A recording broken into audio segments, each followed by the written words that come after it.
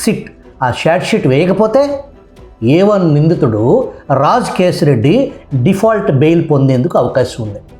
Chargesheet వేయని కారణంగా 90 రోజులకు మించి నిందితులను జైల్లో పెట్టడానికి చట్టం అనుమతించదు. ఈ దశలో రాజ్ కేశిరెడ్డి బయటకు వస్తే జగన్మోహన్ రెడ్డి 100% సేఫ్.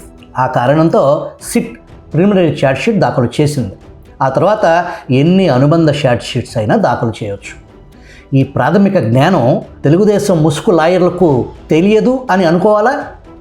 ఒకవేళ వారికి తెలియదు అనుకుందాం. ఆ మాత్రం జ్ఞానం లేని వారు కేసు దర్యాప్తుపై విష ప్రచారం చేయొచ్చా? లేకపోతే వారికి ఈ విషయం తెలిసి మరి కావాలని రచ్చ చేశారా? ఈ ఛార్జ్షీట్ వేయనీయకుండా జగన్ రెడ్డికి సహకరించాలని ఉద్దేశపూర్వక అల్లరి చేశారా? దీనికి ముందు ప్రభుత్వ లీగల్ టీం పనితీరుపై ఒక పెద్ద స్క్రిప్టు వైరల్ అయింది.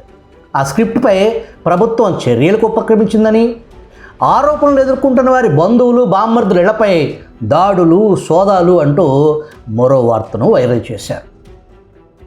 సభ్యతా సంస్కారం మానవీయ కోణం మరచి ఇంట్లో ఆడపిల్లల పెళ్ళిళ్లకు ముడిపెట్టి నిస్సిగ్గుగా ఫేక్ ప్రచారం చేశారు.